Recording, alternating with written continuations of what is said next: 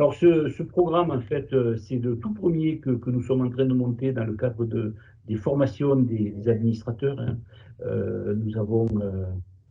Nous avons décidé il y a déjà quelques temps qu'au-delà des formations réglementaires, etc., que les administrateurs sont amenés à venir suivre à la fédération. Il était intéressant aussi d'avoir quelques conférences sur des thèmes d'actualité. Et s'il y en est un qui est vraiment d'actualité, c'est la croissance verte et tout ce qui concerne la finance verte. Et donc, on va voir ça un peu en détail ce matin. Bon, merci Philippe pour ta présence ce matin. Tu es directeur général donc, de Mirova. Bon, Mirova, ça a été créé il y a une dizaine d'années. C'est toi qui l'as créé. C'est une société de gestion dédiée, investissement durable. Elle est affiliée à Natixis Investment Manager, autrement connu sous le nom de NIM. C'est une entreprise de gestion par conviction. Donc, en fait, l'objectif, c'est de combiner à la fois la recherche de financement et de rentabilité, naturellement, à long terme, et puis, bien évidemment, le développement durable, pour lequel tu choisis, évidemment, les entreprises dans lesquelles il faut investir. Alors, Mirova gère à peu près 8 milliards d'euros, mais peut-être ça a encore augmenté. Donc, c'est quand même un fonds qui est très important. Alors, tu es très impliqué dans le domaine du développement durable. Tu avais commis un livre déjà en 2009, ça s'appelait Investir responsable en quête de nouvelles valeurs pour la finance. Tu as par ailleurs activement contribué au rapport, dit rapport Jacques Attali, hein, sur l'économie positive. Ça, je ne sais pas quelle année c'était quelle année ça, le rapport Attali? Je ne sais plus,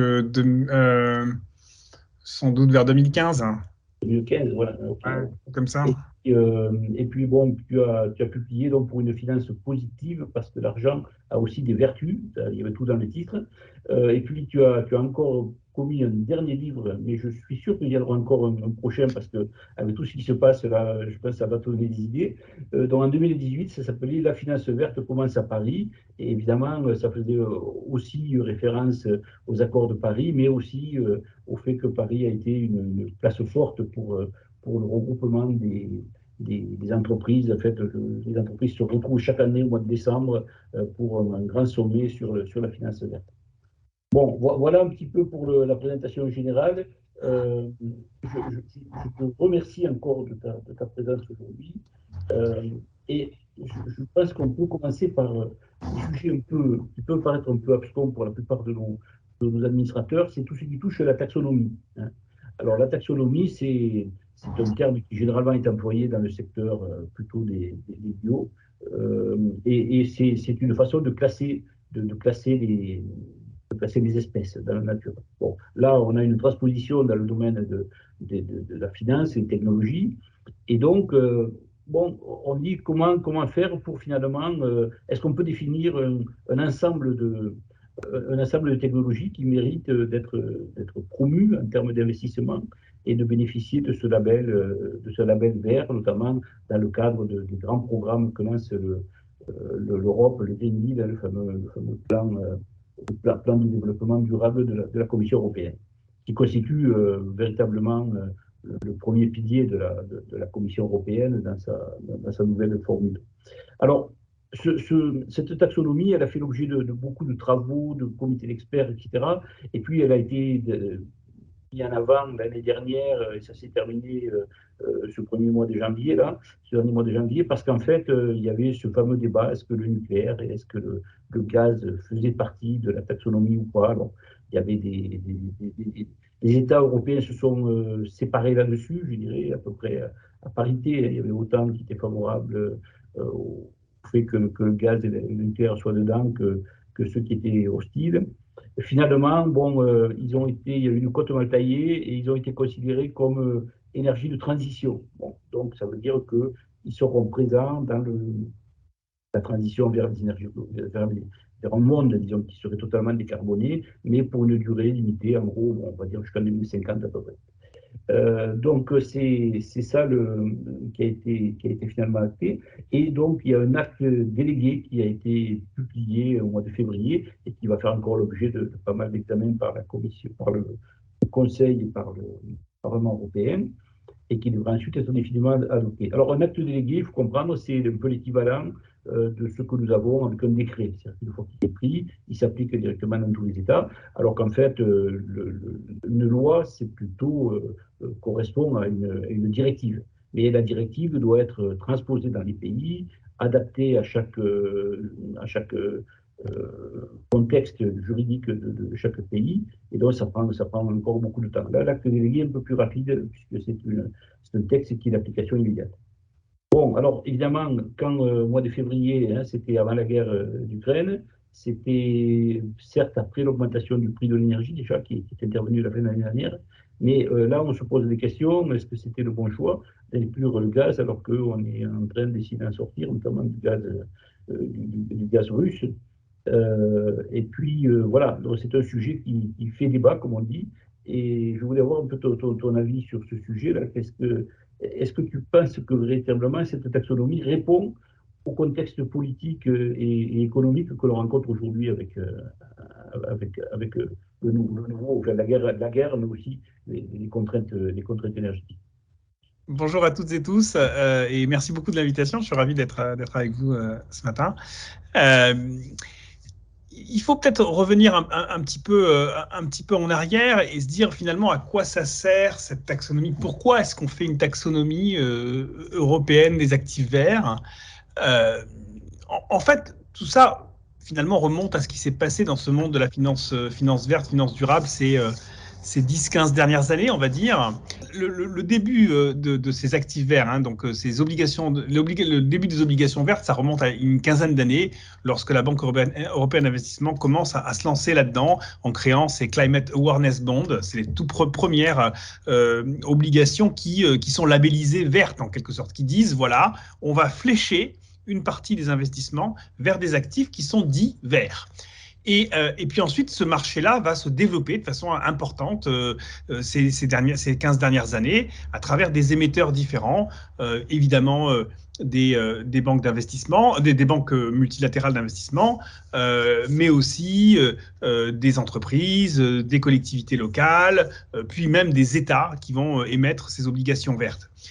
Et donc, à partir du moment où on a un marché financier qui se développe autour de cette notion de vert, on veut réallouer du capital vers ce qui est vert, eh bien, se pose évidemment la question de la définition de ça. Qu'est-ce que c'est qui est vert ?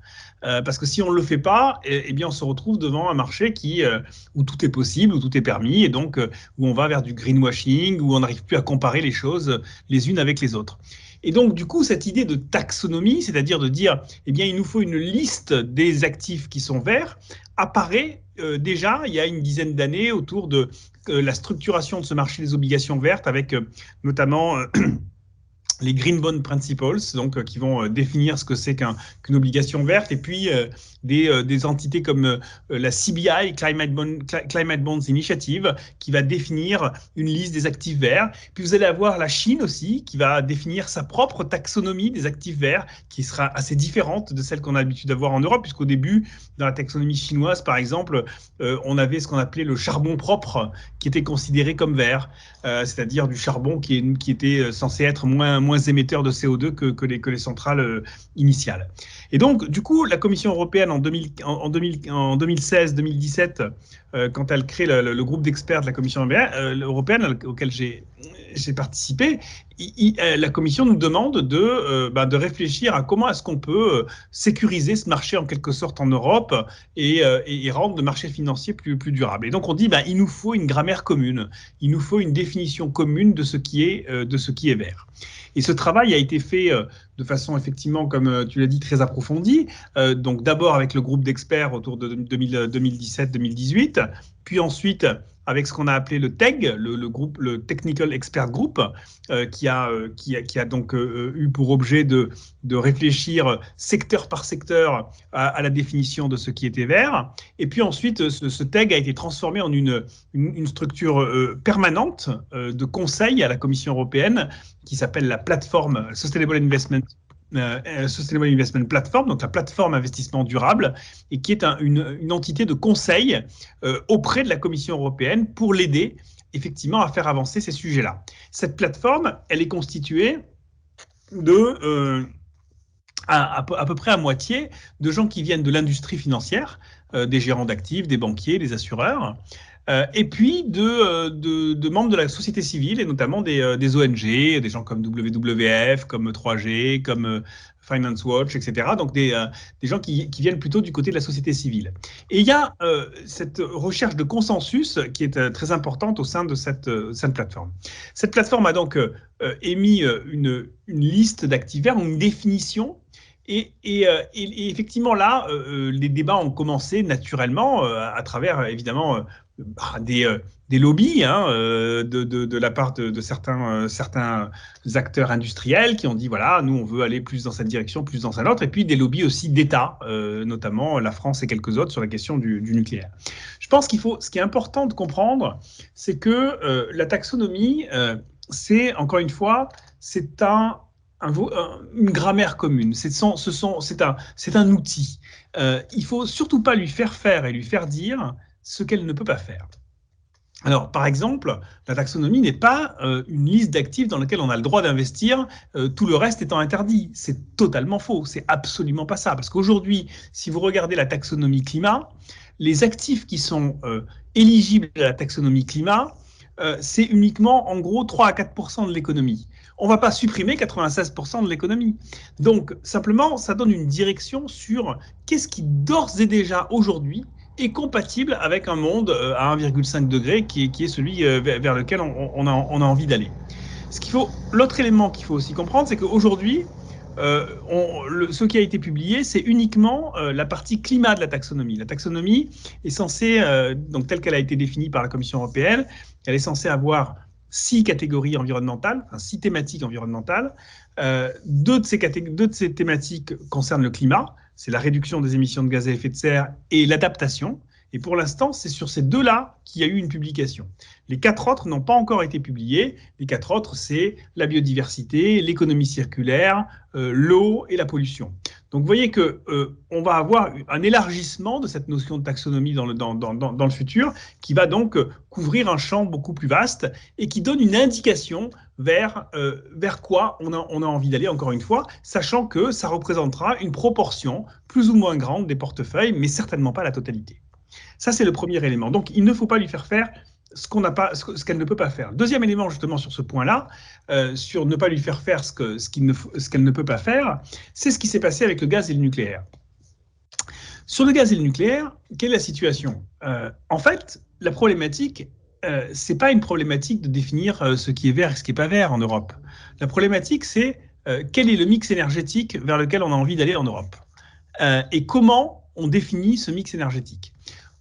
Il se trouve que nous sommes dans un marché qui est un marché unique aujourd'hui de l'énergie en Europe. On a un marché unifié de l'énergie, on le voit bien avec les prix de l'électricité qui montent partout, quelle que soit la production. Je veux dire, on a du nucléaire en France, et on paye le même prix de l'électricité que ceux qui le produisent avec du charbon en Pologne ou du gaz en Allemagne. Parce qu'on a un marché unifié de l'électricité.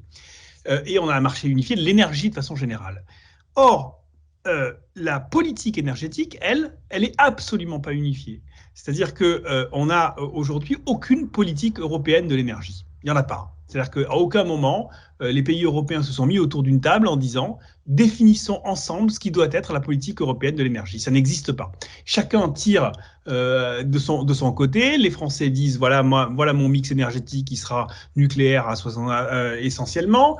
Les Allemands ont pris la décision d'arrêter, sont passés par le gaz, maintenant disent qu'ils vont en changer, et ainsi de suite. Et en gros, chacun a défini sa propre politique alors que nous sommes dans un marché unifié. Ça ne peut pas fonctionner. Ça va forcément dans le mur à un moment donné. Et imaginez que c'est la taxonomie qui est le bon outil pour régler ça, c'était quand même d'une absurdité totale. Je veux dire, comment un outil qui est utilisé uniquement simplement pour que les financiers réallouent de l'argent au bon endroit en allant vers vraiment ce qui est vert, comment est-ce qu'à travers ça, en faisant du conflit sur ce sujet-là, on imaginait qu'on allait régler la question du mix énergétique européen ? D'une certaine façon, la guerre en Ukraine change la donne. elle met cette situation, je dirais, de façon évidente. On voit bien effectivement qu'on a un problème de mix énergétique en Europe et elle oblige les gouvernements européens, cette fois-ci, à se positionner là-dessus. Et j'espère que avec ce choc exogène qu'on a sur la guerre en Ukraine, on va enfin traiter les choses sérieusement, c'est-à-dire réfléchir à un mix énergétique d'un côté, et puis ensuite on en tirera la conséquence sur la taxonomie, mais ça ne doit être qu'une conséquence de second ordre. D'accord, merci beaucoup. Euh, il y a une question quand même qui se pose là, c'est le fait que, bon, il y a même un ouvrage qui est sorti l'année dernière sur l'illusion de la finance verte, en disant, bon, finalement, est-ce qu'on peut courir deux livres à la fois? D'une part, rechercher, maximiser les revenus d'investissement, et puis d'autre part, essayer de enfin, comment arriver en même temps à, à, à atteindre ces objectifs de finances vertes, alors que peut-être c'est un peu antinomique. Est-ce que c'est vrai ça? Bon, alors effectivement, il y a il se trouve que j'ai eu l'occasion de débattre à 2 reprises avec Julien Le Fournier, qui est l'un des 2 co-auteurs avec Alain Grandjean de ce livre un peu brûlot, un peu pamphlet sur l'illusion de la finance verte. En gros, qu'est-ce qu'il dit? Il dit finalement, il n'y a aucun moyen de modifier la finance de l'intérieur. C'est impossible parce que, par définition, la finance, ça recherche le profit maximum, c'est consubstantiel, c'est son ADN. Et donc, on ne peut pas imaginer que la finance verte puisse changer ce principe de base. Et donc, en réalité, on se moque du monde, c'est du greenwashing, on fait ça juste pour faire de la communication, mais derrière, au fond du fond, il n'y a aucune évolution par rapport à ça. Il donne un exemple, si vous voulez, principal qui est au niveau des banques, en disant, vous voyez, les banques sont assises sur leur bilan. Hein, en gros, elles ont un bilan qui correspond à ce qu'elles ont financé depuis des années, voire des décennies. Et donc, elles sont assises sur ce stock, et ce stock de bilan, il est extrêmement carboné. C'est-à-dire qu'il est très orienté vers des entreprises pétrolières, vers des entreprises du secteur carboné, de l'industrie, etc. Et il dit, si aujourd'hui les banques disent « je veux changer radicalement ma politique et aller vers le vert et arrêter de financer ces industries du secteur carboné », eh bien, les banques vont elles-mêmes mettre en difficulté de façon très forte ces industries du secteur carboné et donc se mettre elles-mêmes en difficulté parce qu'elles vont avoir des actifs échoués, donc des actifs qui ne vont pas être remboursés. Et donc, du coup, les banques, finalement, n'ont aucun intérêt à faire cette transformation parce qu'elles vont se détruire elles-mêmes. Alors, c'est une vision, je trouve, qui est pas inintéressante. Hein. Je veux dire, il ne faut pas la balayer d'un revers de main. Il y a des choses intéressantes là-dedans. Je pense qu'elle est caricaturale parce que je crois que effectivement, le monde bancaire et le monde de la finance se retrouvent aujourd'hui dans une situation qui est assez proche de celle des secteurs carbonés, effectivement. De certaine façon, la finance est un secteur carboné et donc la finance a à effectuer sa transformation de la même façon que les grandes industries carbonées ont à le faire. Simplement, je pense que la finance a beaucoup plus d'armes et d'outils et finalement, d'une certaine façon, c'est quand même un petit peu plus facile pour elle que de transformer le business de Total en un business d'énergie renouvelable du jour au lendemain.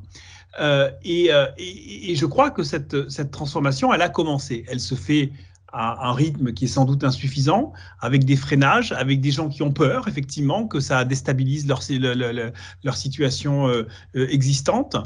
Mais je crois quand même que cette transformation a commencé. Ensuite, sur la finance verte de façon générale et la finance durable, bon, alors, est-ce qu'il y a une compatibilité entre performance et finance durable? Je dirais que aujourd'hui, c'est une question que moi, on me pose depuis 15 ans, depuis quand je commençais à réfléchir au sujet. Et je crois qu'aujourd'hui, c'est quand même beaucoup plus facile d'y répondre qu'il y a 10 ans. Parce qu'il y a 10 ans, 12 ans, les opportunités d'investissement sur le secteur notamment de la finance, enfin de tout ce qui est environnemental, n'étaient pas aussi qu'on a aujourd'hui. C'était pas facile de créer un fonds de private equity complètement orienté environnement il y a 15 ans. il n'y avait pas d'entreprise suffisante pour investir là-dessus. C'était pas facile de créer un fonds qui investissait sur les énergies renouvelables, la mobilité propre et l'hydrogène il y a 15 ans. Aujourd'hui, c'est faisable. Et aujourd'hui, c'est rentable. Et non seulement c'est rentable, mais c'est probablement les secteurs sur lesquels on a la plus grande visibilité à moyen terme. On sait ce qui va se passer sur les énergies renouvelables et l'hydrogène dans les 15, 20, 30 ans qui viennent. Enfin, on le sait, on a une très bonne visibilité. Il y aura des changements, il y aura des ruptures technologiques, il y aura des évolutions, mais globalement, il y a peu de secteurs sur lesquels on a une telle visibilité claire sur les opportunités à venir. Donc, c'est aujourd'hui beaucoup plus facile que ça ne l'était par le passé. Eh bien, merci beaucoup pour cette réponse. Je ne sais pas, est-ce que, Johanna, il y a des questions qui te sont arrivées? Non, pour l'instant, pas de Pas questions. de On peut questions. Alors, continuer. n'hésitez pas à N'hésitez poser pas. des questions parce que moi, si j'étais à votre place, j'ai plein de Ça va questions à venir. poser, mais bon, je vais me contenter de celles que j'ai préparées. Alors, la semaine dernière, le GIEC a rendu public son 3e volet sur les dispositifs, hein, sur les moyens, les moyens pour pouvoir résoudre ce problème et le moins qu'on puisse dire, c'est qu'il est véritablement alarmant parce qu'on ne sent pas du tout vers quelle chose on peut aller et on sent bien qu'il y a des pistes, mais bon, la sobriété certainement, les progrès techniques certainement aussi. On parlait en préparant cette réunion de l'hydrogène, etc., des technologies qui sont en train d'émerger. Quel est ton point de vue sur cette approche-là? Encore une fois, évidemment, on est face à une situation qui est une situation d'urgence. Enfin, je veux dire, tout le monde le dit et ne cesse de le dire maintenant depuis des années. Le rapport du GIEC est d'une clarté, je dirais maintenant absolue là-dessus. Il n'y a plus vraiment de débat au sein de la communauté scientifique, ni sur les origines de cette crise, ni sur sa dimension. Et maintenant, il n'y a pas non plus de débat sur la façon de faire par rapport à ça, pour réussir à aboutir à quelque chose qui soit vivable. Je crois que moi, ce qui m'inquiète beaucoup, c'est finalement la réaction de la part je dirais, de ceux qui ont le pouvoir aujourd'hui, hein, du monde économique et du monde politique, par rapport à cette situation-là. Parce que on continue à dire qu'on veut effectivement limiter le réchauffement à 1,5 degré. Or, aujourd'hui, je crois qu'il y a une partie de notre de l'establishment, en fait, hein, de ceux qui dirigent, qui ont en réalité, d'une certaine façon, capitulé par rapport à cet objectif. Et alors, certains ont capitulé sans le dire, d'autres le disent de façon assez extraordinaire. Je ne sais pas si vous avez eu l'occasion de voir, je vous invite à regarder cette vidéo du discours de Nicolas Dufourcq, le patron de BPI France, qu'il a fait la semaine dernière.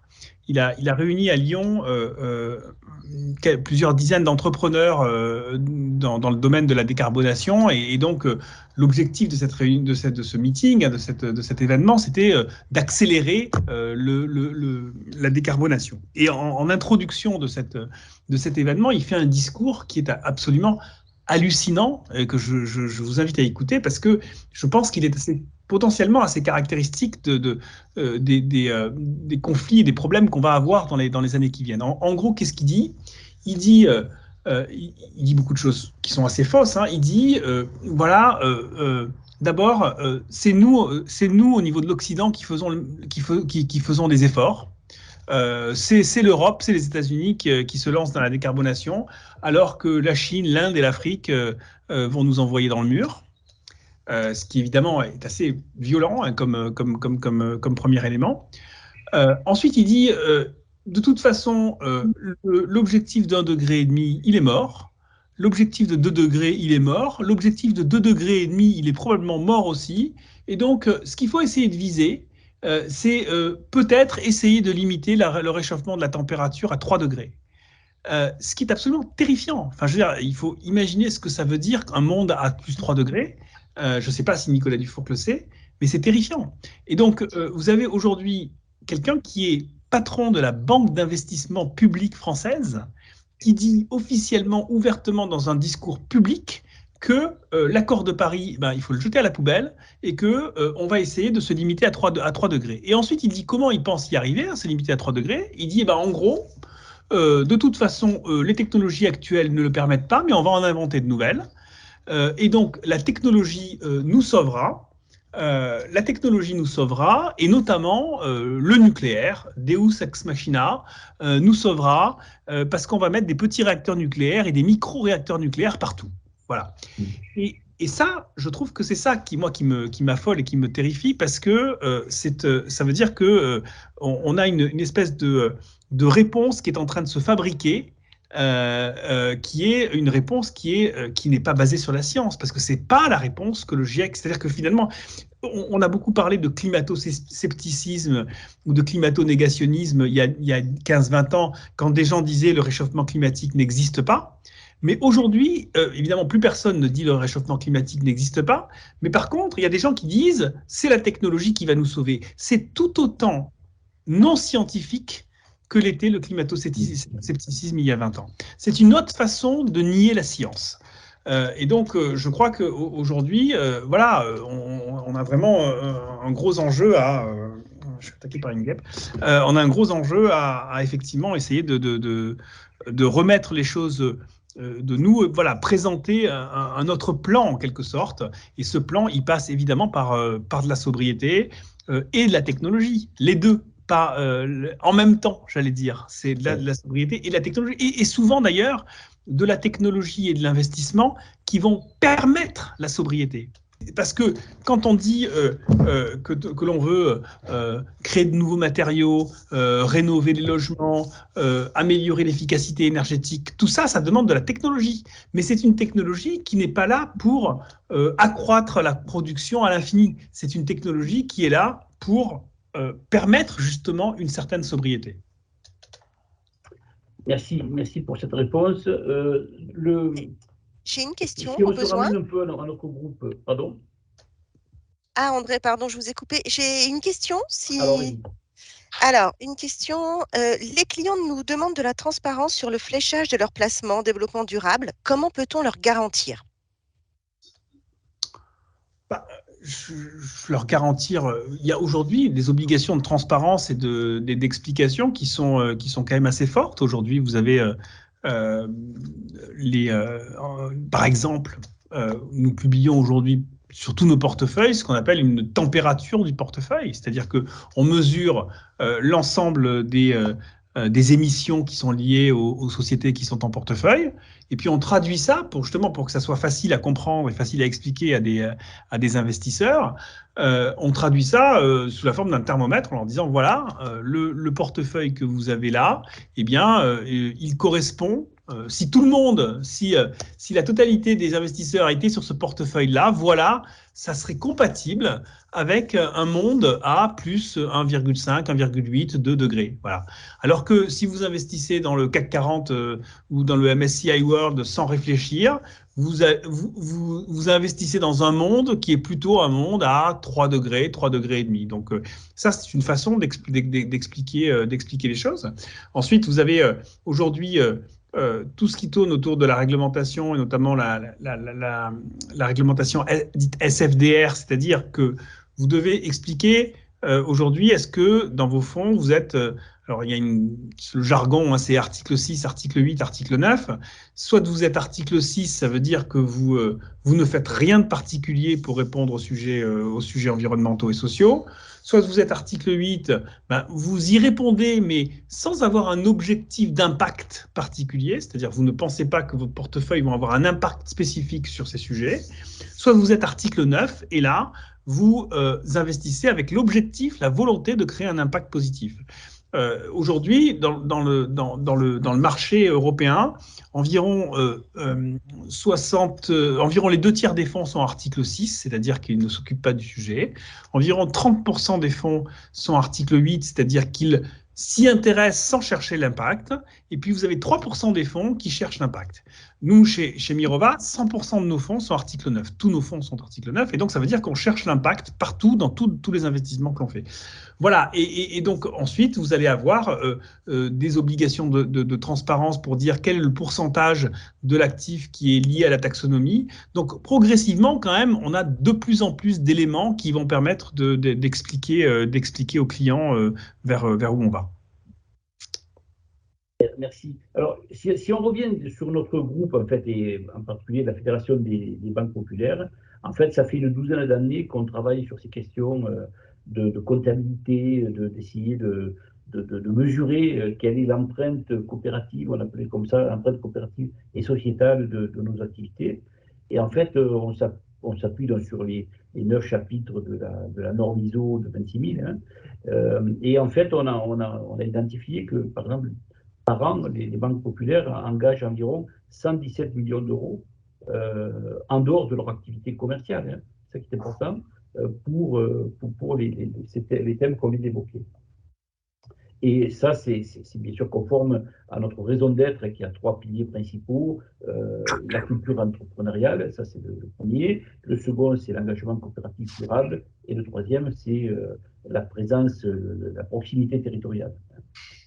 Bon, au niveau du groupe, tu le sais, il y a eu un gros travail qui a été fait pour, notamment dans le nouveau plan stratégique qui est entré en vigueur il y a peu de temps. Bien, en fait, le développement durable se trouve très bien placé hein, parmi les priorités du groupe. Hein, on est vraiment très heureux de cela parce que c'est une priorité. Les thèmes du climat, etc., sont extrêmement présents dans la démarche du groupe, ce qui signifie qu'en fait, ça va se déployer non seulement dans les banques qui sont déjà actives et les caisses qui sont déjà actives dans ce domaine-là, mais également dans l'ensemble des activités du groupe, notamment par la mise en place de mesures, en fait, parce que ce qui est très important, c'est moins la valeur absolue de ce que l'on fait que l'évolution. Et dès qu'on sait mesurer l'impact d'une activité bancaire sur la société, à ce moment-là, on peut regarder dans le temps comment ça évolue, et c'est ces objectifs d'évolution qui sont intéressants à prendre en compte.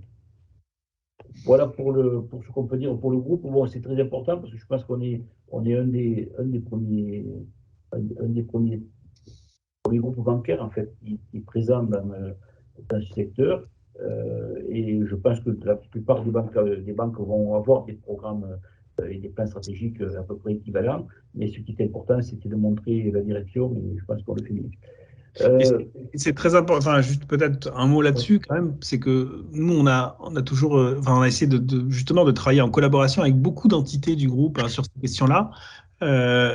Et je pense qu'effectivement, il y a maintenant vraiment un vrai maillage à l'intérieur du groupe sur ces questions. Donc, ça fait très longtemps, par exemple, qu'on travaille évidemment avec l'épargne salariale sur cette question-là, par exemple, où l'investissement responsable est très, très important avec l'ensemble des réseaux et la distribution de nos produits, mais aussi avec Natixis, avec BPCE et Natixis Assurance, sur toute la partie assurance, où on a complètement défini avec les équipes de NA l'alignement climat des portefeuilles d'assurance vie de l'assurance, et on a travaillé notamment sur la création d'un gros portefeuille d'obligations vertes pour le compte Natixis Assurance.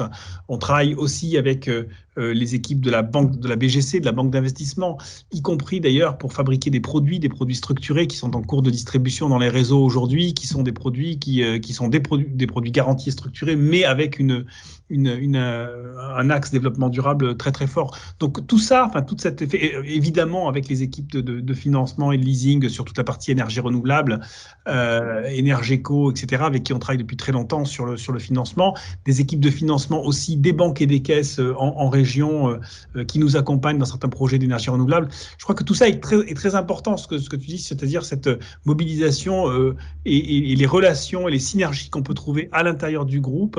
Et nous, en tout cas, on se positionne très clairement au centre, enfin au cœur de ça, quoi. Très bien. Je crois qu'il y a une question, peut-être. Oui, tout à fait. On a une question. L'efficacité énergétique semble encore et toujours être le parent pauvre côté financement des actions de transition énergétique. Qu'en pensez-vous ? Oui, alors bon, dans l'efficacité énergétique, il y a beaucoup de choses, hein. Il y a et donc c'est évident que c'est des questions complexes à financer parce qu'en fait, quand on parle d'efficacité énergétique, quand on finance un projet, généralement, on le finance à partir de l'estimation des cash flows futurs, c'est-à-dire des revenus futurs. Là, sur un projet d'efficacité énergétique, c'est pas des cash flows et des revenus futurs que l'on va devoir estimer, c'est des économies futures. Et les économies futures, c'est beaucoup plus difficile à estimer, à comprendre, à sécuriser que des revenus. Parce que les économies futures dépendent notamment de la façon dont les investissements vont être utilisés. Il y a des problématiques d'effet rebond, il y a des problématiques donc de comportementales qui viennent se greffer à ça, et donc c'est extrêmement compliqué. Après, dans l'efficacité énergétique, encore une fois, il y a beaucoup de choses très différentes. Vous avez des projets d'efficacité énergétique industrielle aujourd'hui, et je pense qu'ils vont se développer de façon très forte, y compris avec du financement tiers et des ESCO. Je crois que ça va s'accélérer. Il n'y a pas de raison que ça ne le fasse pas, et notamment avec l'augmentation des prix de l'énergie que l'on a aujourd'hui, ça va rentabiliser beaucoup d'investissements d'efficacité énergétique qui n'étaient pas forcément ou qui étaient limite rentables dans les années précédentes. En revanche, effectivement, tout ce qui est efficacité énergétique des logements, là, on est toujours face effectivement à un blocage, à une question de difficulté et qui, je crois, ne peut pas passer. Enfin, c'est pas simple, quoi. Il y a vraiment besoin, effectivement, d'une intervention publique majeure et massive pour réaliser ces opérations-là.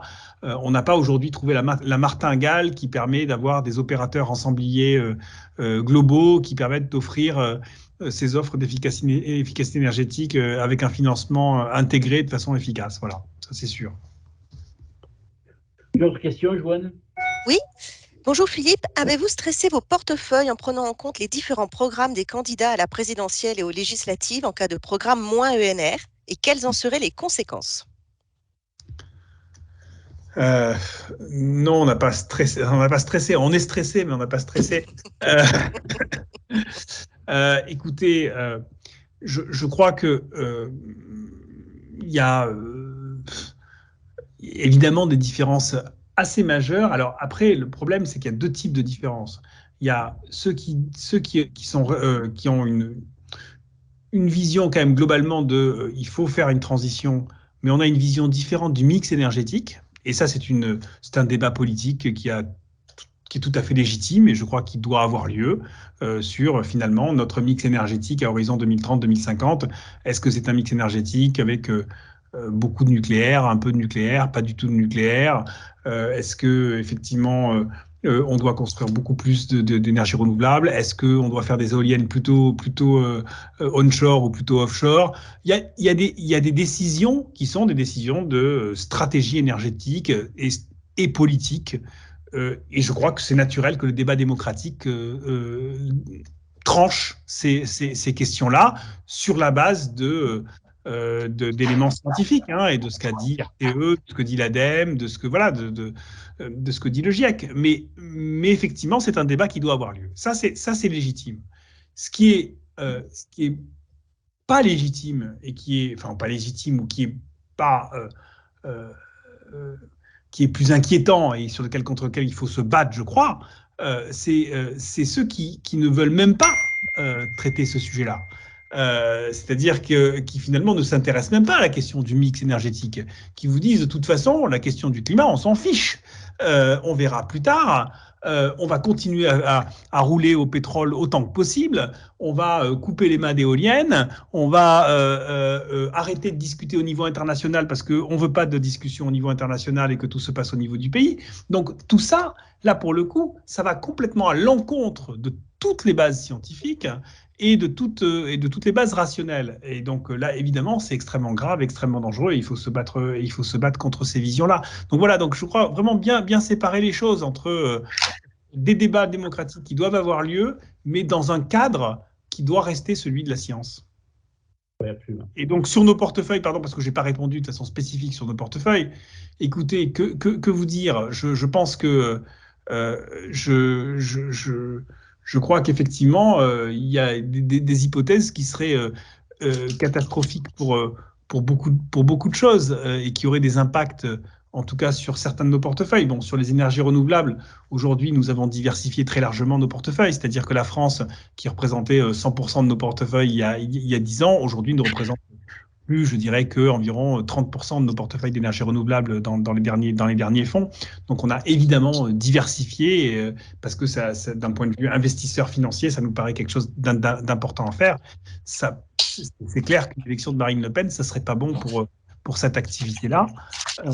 Mais je pense que ça serait tellement pas bon pour beaucoup d'autres choses que je vais vous dire, à la limite, nos portefeuilles passeront peut-être au second plan sur cette question. Bon, ça c'était le petit quart d'heure politique. Voilà. Alors, j'ai répondu aux questions. Hein, oui, absolument. Voilà. Absolument. Non, mais il n'y a pas de problème, on partage tout à fait ton point de vue. Une question qui a défrayé la chronique ces derniers temps, c'est l'affaire Orpea, pour lequel Mirova détient, je crois, 4% du capital. Alors, quand on disait 4%, c'est beaucoup. Comment on réagit quand on était persuadé d'avoir investi dans une entreprise qui était vertueuse? Alors 4%, c'est beaucoup. Un chiffre important, mais surtout parce que ça fait de nous le troisième actionnaire d'Orpea en fait, en réalité, puisqu'il y a deux gros actionnaires, qui est un fonds de pension canadien, le Family Office de Peugeot, et puis derrière en fait il y a Mirova qui est le troisième actionnaire. Donc en fait ça fait de nous un actionnaire financier important, et donc notre voix compte et est écoutée sur cette question de l'Orpea. Donc d'abord, nous on a pris la décision au moment de la crise de se dire, on accompagne Orpea depuis 10 ans, on est actionnaire de référence de l'entreprise, c'est clairement pas le moment de décider de partir. De toute façon, la perte financière, elle est faite, elle est là, et donc on va jouer notre rôle. On dit qu'on est des actionnaires actifs, et bien on va jouer notre rôle de responsable, en responsabilité, en disant ce qu'on pense, et en rendant public nos engagements. Parce qu'en fait, c'est évidemment des entreprises avec lesquelles on engage et on discute depuis très longtemps, avec qui finalement, il faut être honnête, les échanges n'étaient pas si mauvais que ça, en fait, étaient même plutôt corrects depuis très longtemps. C'est-à-dire que le management de l'entreprise a peut-être réussi à nous tromper d'une certaine façon, en tout cas à faire croire qu'il y avait une écoute de sa part de ce qu'on disait sur les questions de modèle économique, sur les questions de maltraitance, sur les questions de relations avec les familles, etc. Et donc, on a décidé de rendre public ces engagements. On le faisait avant sans les rendre publics. On a rendu public le courrier qu'on a envoyé au président d'Orpea en demandant que Orpea soit transformé en société à mission. Donc, en retournant la situation et en essayant de faire en sorte que ce modèle change. Alors, sur le fond de l'histoire, pourquoi on a investi dans Orpea? Parce qu'on pense qu'il y a un enjeu extrêmement crucial sur la dépendance, que le vieillissement de la population dans les pays occidentaux est très, très, très important, que les besoins vont augmenter de façon considérable, et qu'on pense que le secteur privé, on est des investisseurs dans le secteur privé, on pense que le secteur privé a un rôle à jouer sur la réponse qui doit être portée à cet enjeu de société majeur. Et on ne pense, et voilà, et les problèmes qui se posent chez Orpea existent aussi dans le secteur public. C'est un problème sociétal global, et on pense effectivement que il faut que le secteur privé apporte une partie de la solution. Simplement, c'est vrai que sur ces sujets, sur ces secteurs-là qui sont liés à l'intérêt général, alors nous on pense que toute l'économie est liée à l'intérêt général, mais on voit bien que sur ces sujets-là, on a un lien direct, immédiat avec l'intérêt général. Je pense que le modèle de gouvernance actionnariale que l'on connaît depuis des décennies est dépassé pour ce type d'activité. C'est-à-dire que c'est même plus une question d'éthique ou de quoi que ce soit. C'est qu'on voit bien que si des entreprises qui sont très liées à l'intérêt général ne mettent pas en place une gouvernance dans laquelle ils écoutent leurs parties prenantes de façon régulière, eh bien, ils vont faire du profit pendant un certain temps jusqu'au moment où ils vont plus en faire, jusqu'au moment où ça va s'écrouler, comme on l'a vu sur Orpea. Donc, c'est même pas une question, encore une fois, d'éthique, c'est une question rationnelle, économique et financière. Pour réussir à maintenir des business de ce type-là dans le temps, de façon durable, il faut changer les méthodes de gouvernance. Et donc, l'entreprise à mission est une façon d'entrer là-dedans. C'est probablement pas la seule, c'est pas la panacée, mais en tout cas, on va s'y employer pour essayer de faire bouger ces modèles. Alors, Justement, en fait, quand on parle d'entreprise à mission, etc., on arrive tout de suite à la notion de label, comment on mesure tout ça, hein. Et c'est vrai que, bon, nous, au comité RSE et Raison d'être, qui est présidé par Jérôme Sadier, le président du Crédit Coopératif, on a discuté de ces questions-là. Et puis on s'aperçoit que finalement, tous ces labels qui existent sont d'abord extrêmement lourds et compliqués. C'est très laborieux et c'est très très mal adapté au monde coopératif en plus, hein. On n'est pas du tout adapté. Enfin, c'est une vision souvent qui est celle du monde anglo-saxon, qui n'est pas du tout adaptée au mode coopératif, enfin, aux banques coopératives telles qu'on les connaît, notamment les banques de l'État en France, qui représentent les 3 quarts du marché. Et en fait, toi, tu as fait labelliser Mirova Bicorp, qui est un peu la Rolls du label.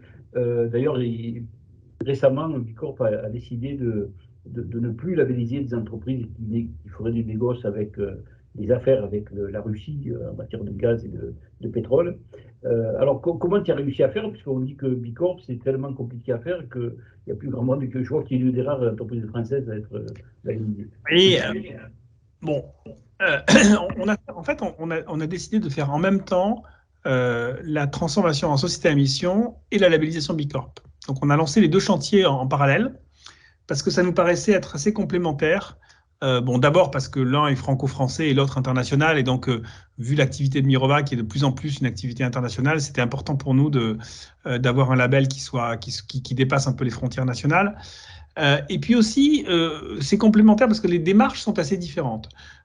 Sur Société à mission, on est dans une démarche qui est finalement assez peu normée, où on fabrique sa norme soi-même, mais qui donne un cadre de gouvernance en revanche, puisque ça nécessite la création d'un comité de mission, de prendre un auditeur externe et de définir ces indicateurs soi-même pour dire vers où on va, quels sont les indicateurs qu'on va suivre dans notre mission. Donc, c'est plutôt quelque chose qui est centré sur la méthode de gouvernance de l'entreprise. Et puis, Bicorp est en revanche plutôt un label dans lequel on doit cocher tout un tas de cases, et donc une espèce de taxonomie, on va dire, une espèce de grille d'analyse assez riche et assez intéressante. Alors, intéressante, mais je suis d'accord avec toi quand tu dis qu'elle est quand même aujourd'hui encore très biaisée. C'est une structure, une grille d'analyse qui est très anglo-saxonne, enfin très américaine en fait, hein. Bicorp a été créé aux États-Unis et donc on reste avec une structure d'analyse qui est très américaine et probablement pas adaptée à des structures coopératives, un peu plus sans doute à des structures comme Mirova, mais à la limite, j'allais dire que y a au moins une espèce de checklist, quoi. On passe en revue une centaine de points et on s'interroge sur chacun de ces points-là en se disant où on en est aujourd'hui et quelles sont nos marges d'amélioration. Et donc, du coup, on va avoir une nouvelle labellisation, c'est une fois tous les 3 ans, je crois. Donc, au bout de 3 ans, il faut démontrer qu'on a progressé. Parce que si on n'a pas progressé, comme la moyenne des entreprises Bicorp progresse, si vous n'avez pas progressé, votre note va baisser. Donc ça oblige aussi à suivre chacun de ces indicateurs.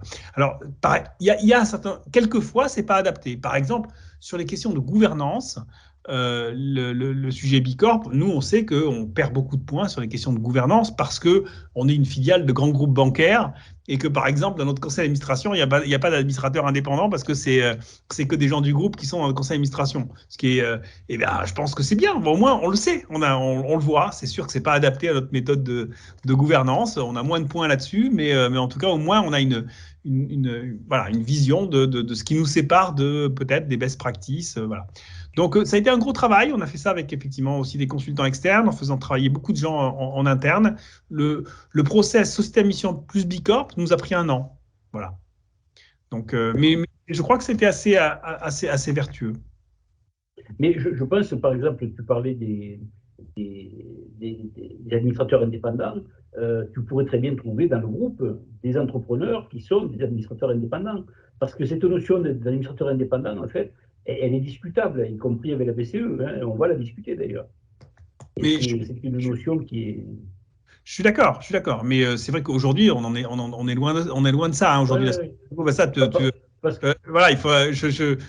voilà, aujourd'hui, c'est vrai que la structure du groupe et la structure des affiliés, Oui, des affiliés de Nîmes, c'est vrai que le choix de gouvernance qui a été fait est un choix de gouvernance très intégré, très classique, avec voilà, ou très hiérarchique. Voilà, il n'est pas très original, on va dire. Hein, euh, mais, mais, euh, mais voilà, c'est peut-être des choses qu'il faut faire évoluer. très bien, merci. Est-ce qu'il y a une question, Joanne? Oui, peut-être une toute dernière, et pardon pour celle que je reçois aussi, j'en reçois beaucoup aussi par email. Alors, une dernière question, entreprise à mission pour Orpea, pourquoi pas, mais ne pensez-vous pas que les investissements dans le secteur de la dépendance qui relève de l'intérêt général doivent plutôt se concentrer vers les entreprises privées, mais à but non lucratif? Je crois on a un système aujourd'hui de la dépendance qui se répartit avec différents types de structures. Vous avez des structures publiques, vous avez des structures associatives, donc privées non lucratives, et puis il y a des structures privées lucratives qui existent aussi. Et c'est la même chose dans beaucoup d'autres domaines, dans le domaine de la santé, dans le domaine des hôpitaux, des cliniques, vous avez exactement le même type le même type de sujet.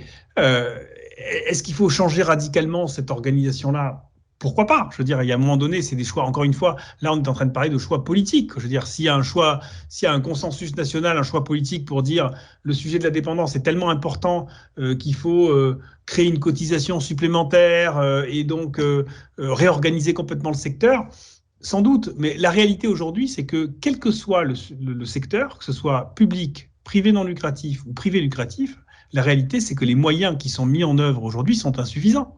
C'est ça la réalité. C'est que le nombre d'accompagnants, le nombre de personnes par personne âgée est insuffisant partout.